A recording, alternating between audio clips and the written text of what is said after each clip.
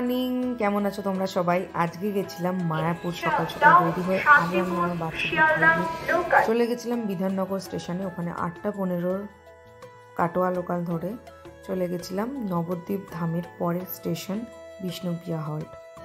বিষ্ণুপ্রিয়াতে নেমেছিলাম। আমি আর আমার ভাই যাচ্ছিলাম। অ্যাকচুয়ালি আমার দিদিদের বাড়ি যাওয়ার কথা ছিল ঘুরতে, তারপরে ওদের সাথে মায়াপুরে যাওয়ার কথা ইচ্ছা ছিল।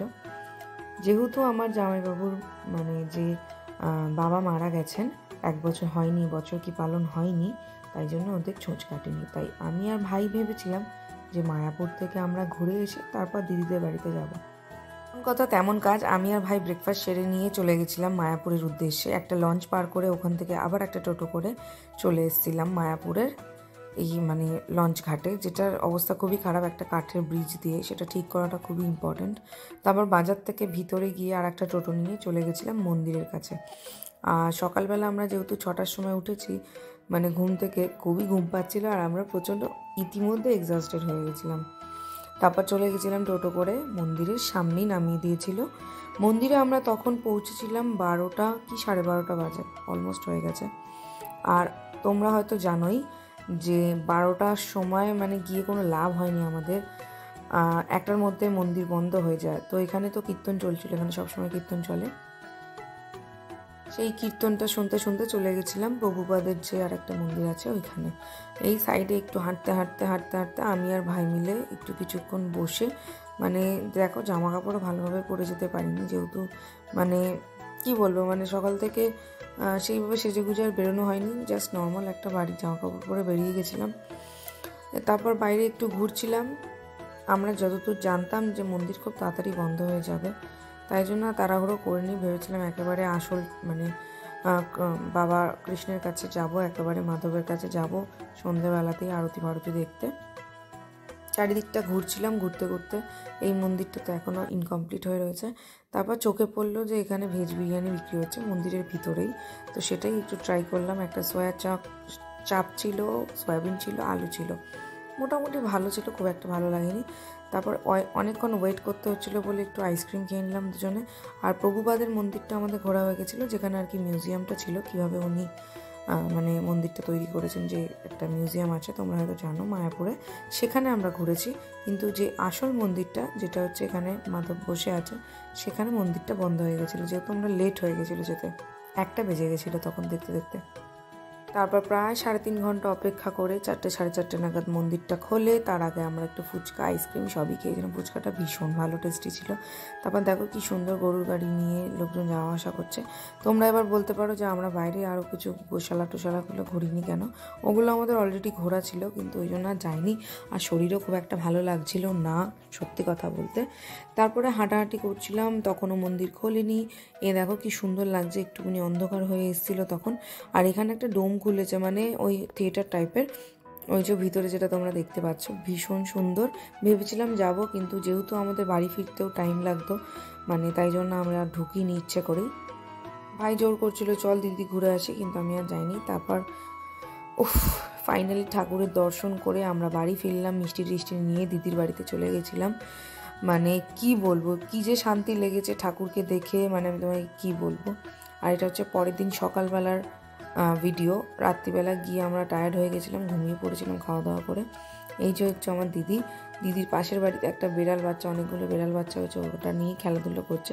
আর যেটা বলছিলাম তোমাদেরকে আর কি, ঠাকুর দেখে স্বয়ং কৃষ্ণকে দেখে মনটা ঠান্ডা হয়ে গেছিলো। অনেকদিন ধরেই ইচ্ছে করছিল যাওয়ার, কিন্তু যাওয়া হয়নি। এই চক্করে ঘুরেও এলাম, খুব ভালো লাগলো। আর এই দেখো আমার দিদিদের বাড়ির পাশে কি সুন্দর সুন্দর মুরগির বাচ্চা আমাকে দেখে কি স্বতঃস্ফূর্তভাবে খেলছিল। যাই হোক, তারপর ওদের দেখো এখানে বাড়িতে ঢুকলাম। ঢুকে আমরা ব্রেকফাস্ট করেই নিয়েছিলাম। তারপর একটু হাতে হাতে ওর কাজ বাজ করে দিয়েছিলাম। তারপর দিদি বসিয়ে দিয়েছিল রান্না। আর এই যে এটা আমার দিদিদের রুম, কি সুন্দর সাজানো। ওদের বাড়িতে যে কজন আছে সবাই ভীষণ ভালো, শুধু কাকু মারা গেছেন, মিস করছিলাম কাকুকে। আর হ্যাঁ, ঘরটা খুব সুন্দর সাজিয়েছে। আর আমি বেশি কিছু রান্না করতে বারণ করেছিলাম, দিদি রান্না করেছিল লোটে মাছের চচ্চড়ি, মুরগির মাংস, স্যালাড ছিল। আর বেশি কিছু রান্না করতে বারণ করেছিলাম, যেহেতু আর ভালো লাগছিল না বেশি কিছু খেতে। তারপর আমি, দিদি, ওর মেয়ে আর ওর জায়ের একটা বাচ্চা মেয়ে ছিল, আর আমার ভাই মিলে আমরা গেছিলাম হচ্ছে এটা জল মন্দির দেখতে।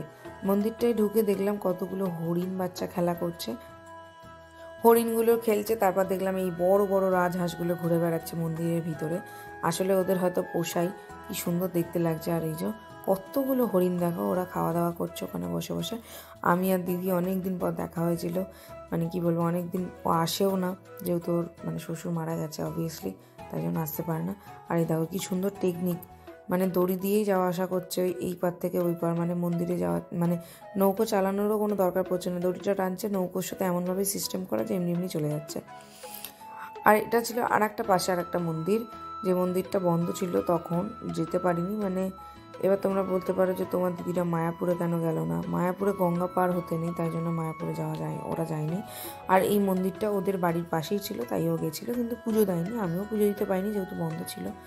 আর এখানে খুব সুন্দর করে সাজানো ছিল, প্রচুর লোকজনও ছিল। এই দেখতে দেখতে বেশ ভালোই কাটালাম আজকের দিনটা, মানে মনটা আমার খুব শান্ত হয়ে গেছে, মানে ওই আর কি। আচ্ছা, তারপর জল মন্দির থেকে গিয়ে পাশে দিদির বাড়ি আর একটা মন্দিরে গেছিলাম। এই মন্দিরটা দেখলাম আরও বড়, মানে কীর্তনের এরিয়াটা জাস্ট দেখো কতটা বড়, মানে বিশাল বড়। তারপর দিদি বাড়ি চলে গেছিলো, আমি আর দিদির মেয়ে আমরা এসেছিলাম একটু পুরুলিয়া বাজারে ওদেরকে একটু খাওয়া দাওয়ানো করাতে। যাই হোক, তারপর আমি আমার দিদির মেয়ে সবাই মিলে একটু ফুচকা খেলাম। ফুচকাটা আমার ভালো লাগেনি, যেহেতু ওদের ওখানে শশা দেয়, জানি না শশা পেঁয়াজ দেয়, আমাদের কলকাতায় দেয় না, আমার সেটা ভালো লাগেনি, হয়তো ওখানকার লোকেদের ভালো লাগে। তারপর চলে এসেছিলাম একটা ছোটো রেস্টুরেন্টে, আমার দিদির মেয়েকে আমি অর্ডার করে দিয়েছিলাম যে ও মোমো খেতে ভালোবাসে, ওর জন্য মোমো, আর আমাদের দুই ভাই বোনের জন্য চাউমিন। ওখানকার চাউমিনগুলো দেখলাম ভীষণ সরু সরু, খেতে খুবই ভালো ছিল, আমার ভীষণ ভালো লাগে। আমি যখন দিদির বাড়িতে আসি তখন চাউমিনটা আগে খাই। আর তারপর খাওয়া দাওয়া করে আমার দিদির মেয়ে পেস্ট্রি খেতে খুব ভালোবাসে, কিন্তু এখানে মিয়াও মন নেই, যেটাই ছিল কি একটা বেকারি ছিল, ওখান থেকে ওকে একটু একটা পেস্ট্রি কিনে দিলাম, যেটাতে ও দেখে খুব খুশি হয়েছিল। তারপর আমার জামাইবাবু বলেছিল একটু মাঞ্চুরিয়ান নিয়ে আসতে, ওদের জন্য খাবারও নিয়ে নিয়েছি, ওদের জন্য একটু রোল নিয়ে নিয়েছিলাম আর কয়েকটা খাবার নিয়ে নিয়েছিলাম। তারপর ফিরলাম বাড়ি। কি ঠান্ডা তোমাদেরকে কি বলবো, ওদের ওখানে এটা কটা দিন আগের ব্লগ ছিল। তারপর এই যে ওদের জন্য খাবার দাবার নিয়ে সব বাড়ি ফিরলাম আমরা তিনজনে টোটোতে করে। আর মরণের ঠান্ডা, মানে কি বলবো, কলকাতার থেকে বেশি ঠান্ডা ওদিকে, আমি তো জমে পুড়ে গেছিলাম। যাই হোক, তারপর বাড়িতে ফিরলাম, দিদিদের খাবার টাবার দিলাম, আমার জামাইবাবু হিসেব করছিল আর কাকিমাও পাশে রোল খাচ্ছিল। আর এই যে দেখো আমার দিদি খাইয়ে দিচ্ছে আমার জামাইবাবুকে, কি ভালোবাসা, কি সুন্দর লাগে এগুলো দেখতে, কি বলবো। তারপর রাত্রিরে আর কিছু তেমন খাইনি, পেট ভর্তি ছিল। তারপরের দিনকে লাঞ্চ করলাম, এটা আমার দিদি বানিয়েছিল, হচ্ছে ফ্রাইড রাইস আর মাটন কষা, স্যালাড ছিল সঙ্গে। দুপুরে এতটাই খাওয়া হয়ে গেছিলো, তারপর একটু রেস্ট নিয়েছিলাম, নিয়ে বাড়ি ফেরার পালা ছিল এবার, যেহেতু আমার ভাইয়ের নেক্সট দিনকেই এক্সামের রেজাল্ট ছিল। আর এটা হচ্ছে ছানার পায়েস, অপূর্ব খেতে, তোমরা বিশেষ ট্রাই করো, এটা নবদ্বীপের ভীষণ স্পেশাল। তারপর ভান্ডারটিকুড়ি স্টেশনে এলাম আর বাড়ি ফিরলাম। কেমন লাগলো ব্লগটা জানিও, বাই।